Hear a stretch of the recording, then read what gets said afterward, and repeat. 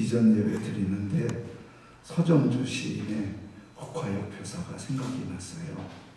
한 송이 국화꽃을 피우기 위해 봄부터 서쪽새는 그렇게 울었나 보다.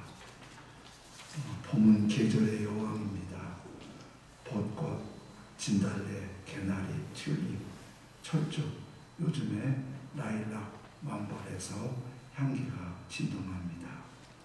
모든 꽃들이 뽐내며 아름다운 자태를 한껏 발휘합니다. 그런데 11월의 끝자락, 스산한 초겨울 날씨에도 질긴 생명력을 가지고 다양한 꽃들을 피워내는 국화는 가을의 꽃 중에 최고라고 할 수 있습니다.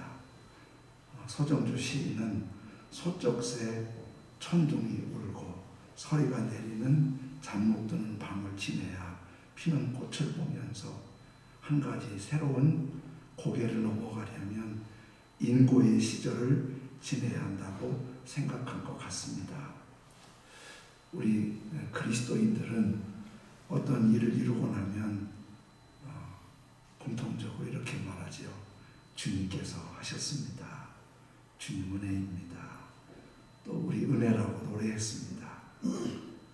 그렇게 말할 수도 있지만은 또 주님께서 하신 거 맞습니다. 그렇게 우리는 훈련이 되었습니다. 우리가 주님께 다 맡기지 못해서 그럴 수 있다고도 하지만은 하다 보면 답답하고 힘겨울 때가 있습니다.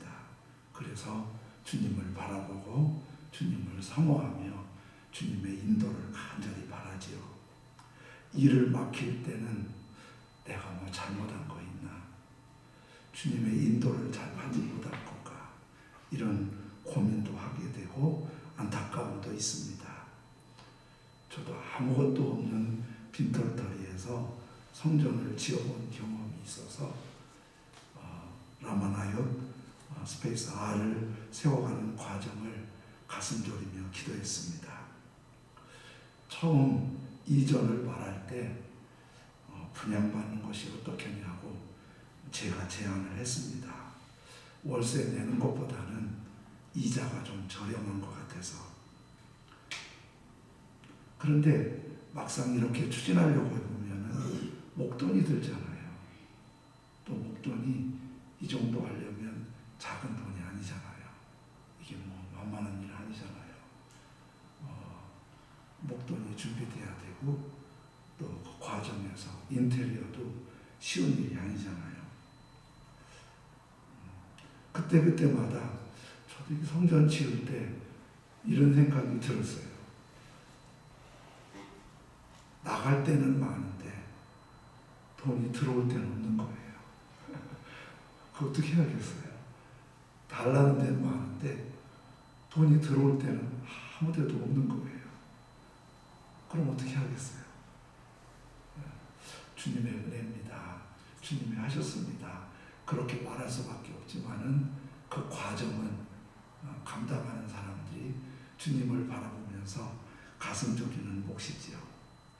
그래도 우리 정말 어려운 때인데 라마나요시오까지 스페이스 R을 세워가면서 정말 가슴 뜨거운 사람의 마음, 섬기신 분들이 여기까지 세워온 걸 생각하니까 이게 다 라마나요의 작은 교회의 신문지 한 장의 정신, 또 다음 세대를 세워가야겠다는 이 마음, 하나님이 아주 기뻐하시는 비전이고 모두가 가슴 뜨겁게 하는 비전이라는 그런 생각을 하게 됩니다.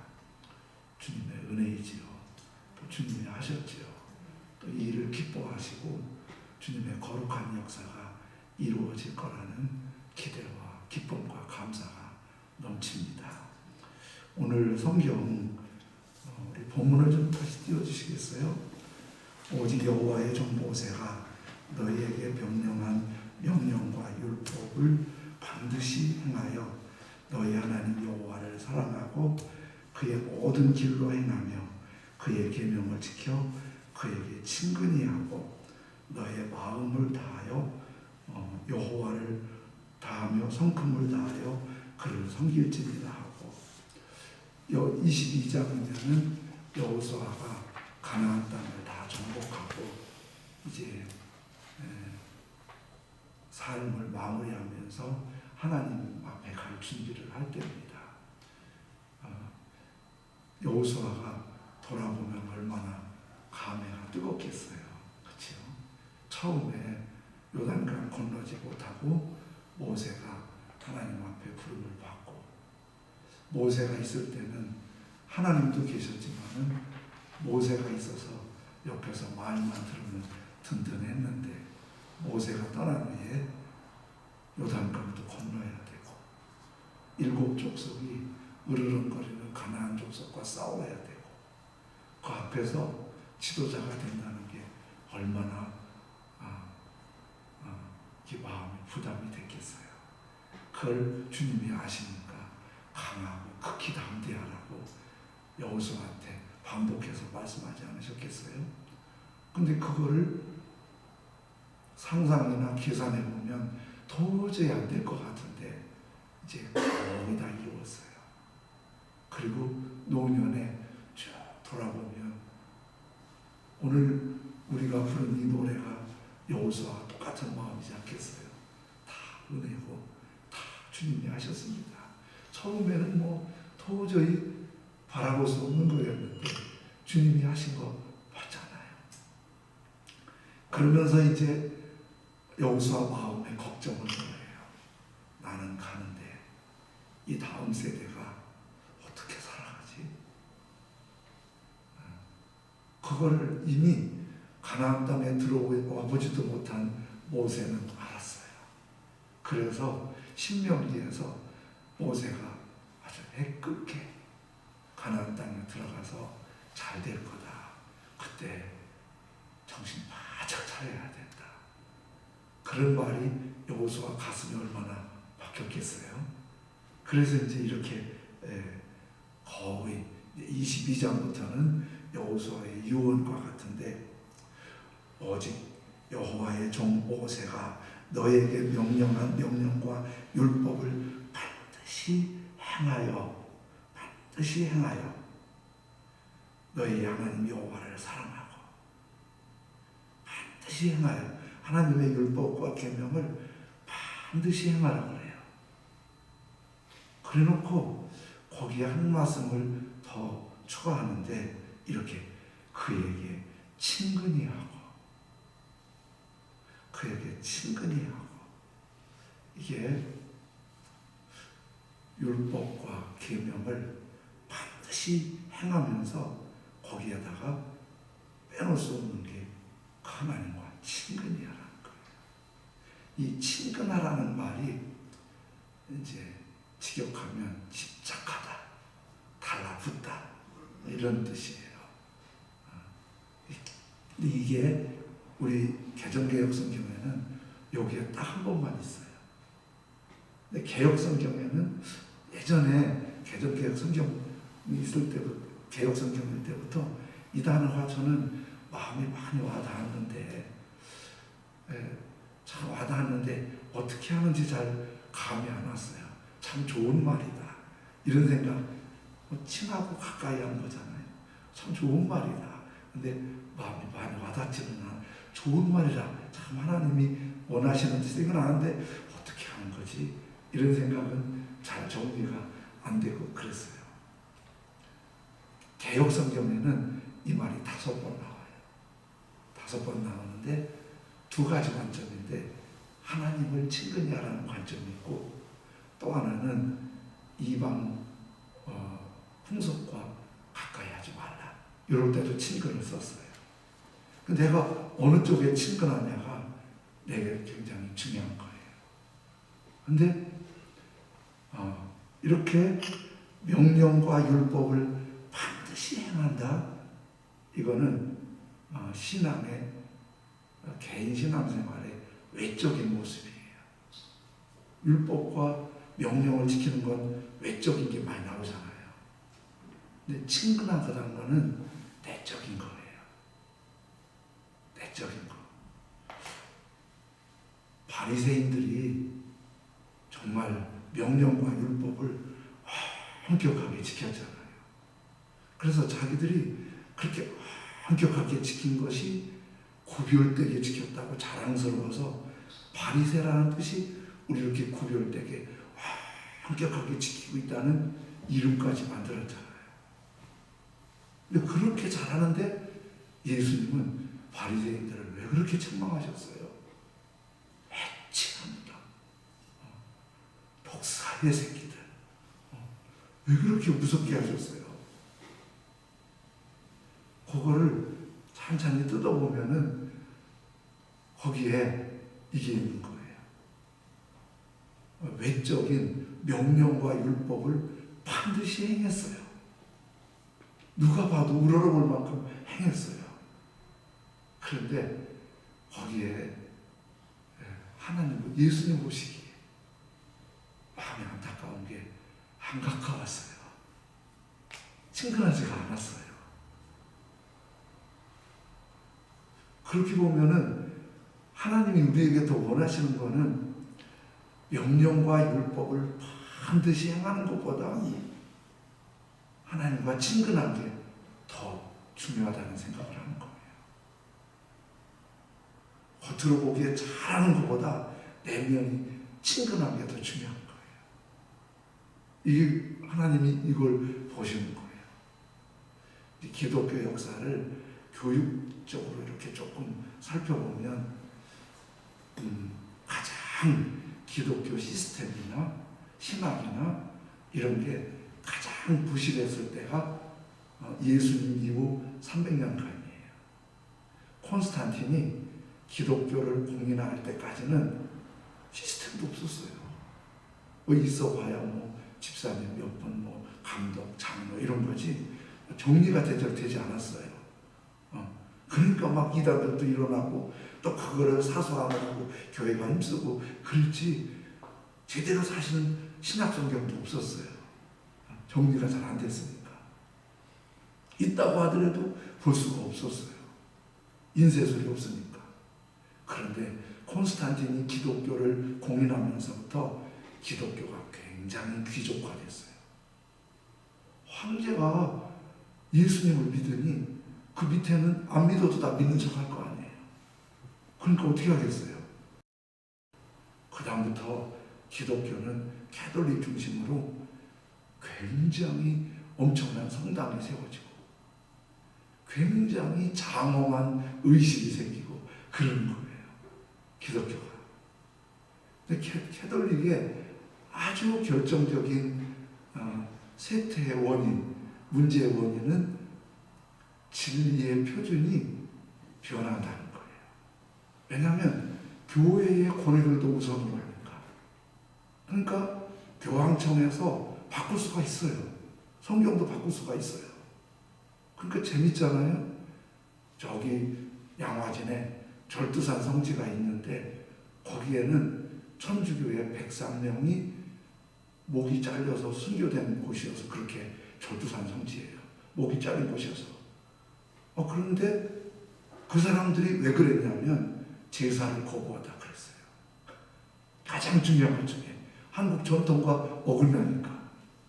근데 지금은 천주교에서 제사를 허용해요. 다 음식 차려놓고 그러는 거예요. 그건 바꾸면 돼요. 사실은 진리의 표준이 바뀔 때 이거는 생존 자체의 문제가 있는 거예요.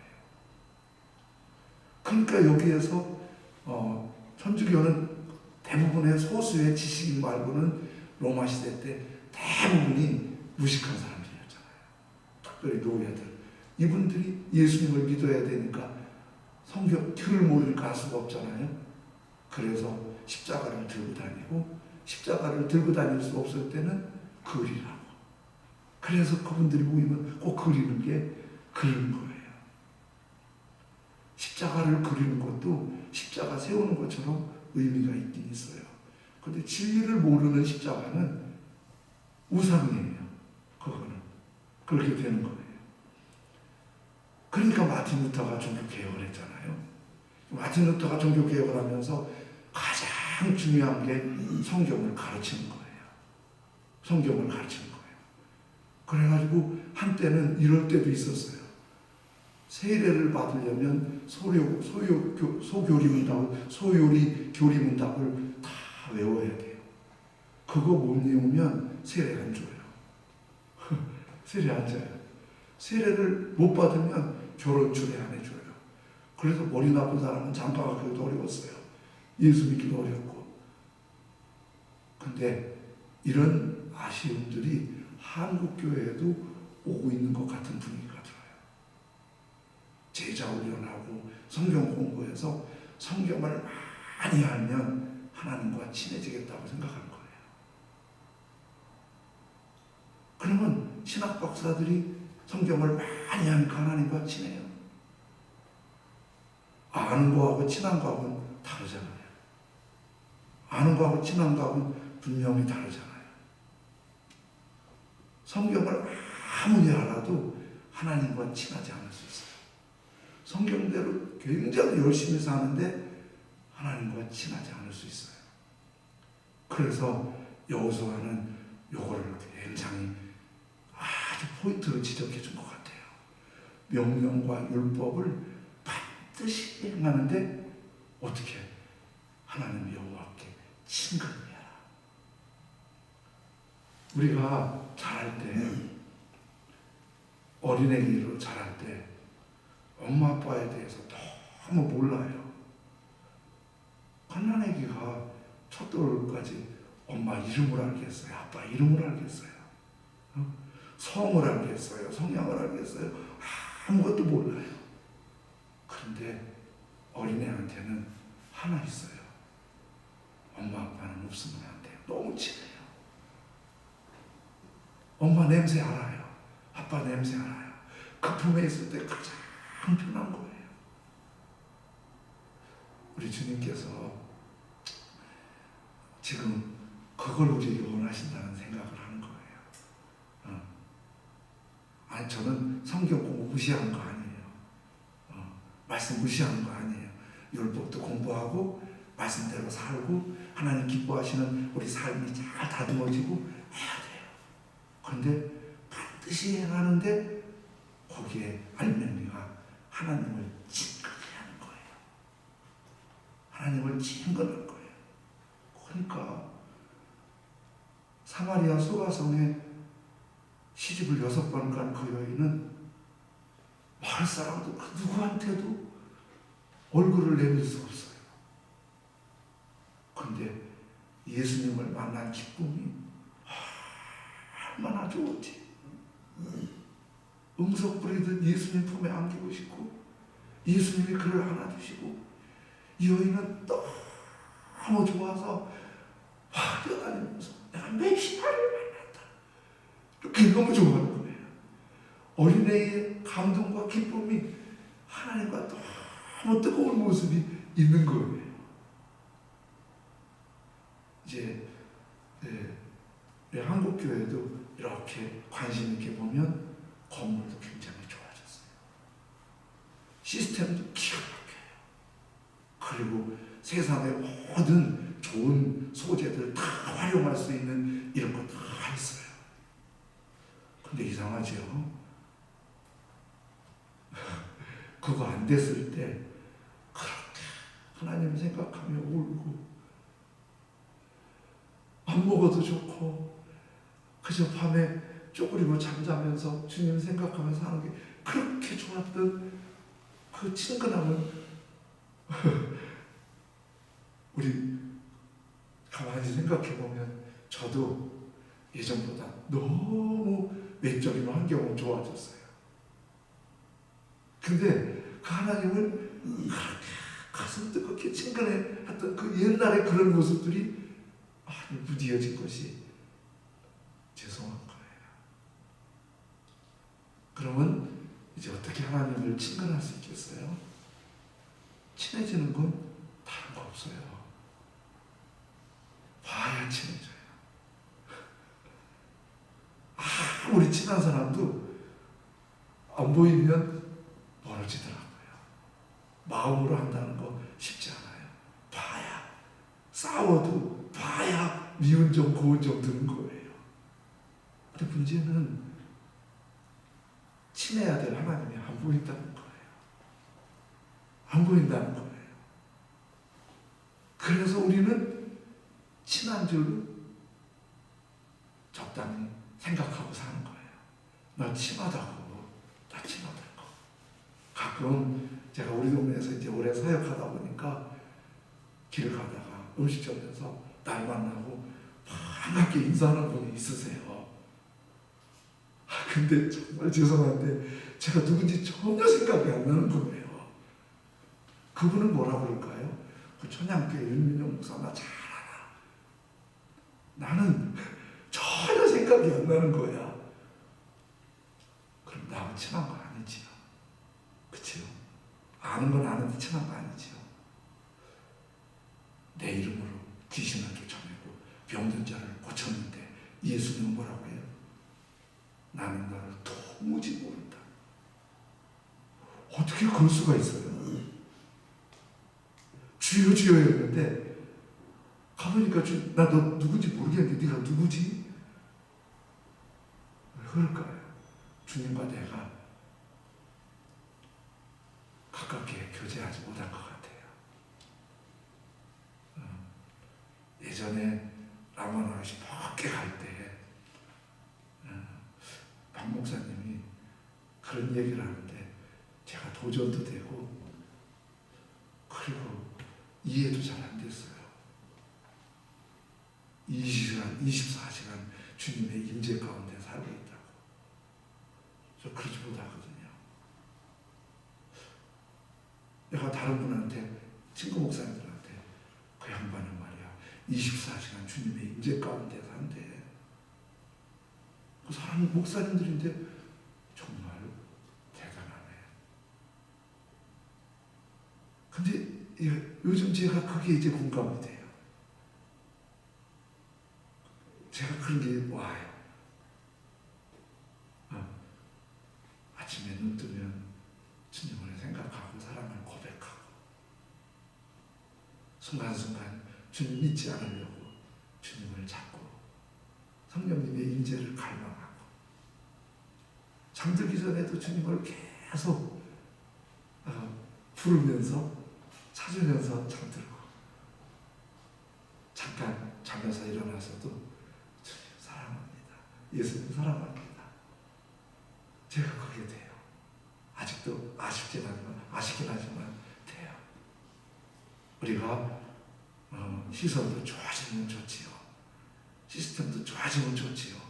좋아지면 좋은데 열쇠는 주님과 더 친근해야지는 거라고 말씀해 주세요.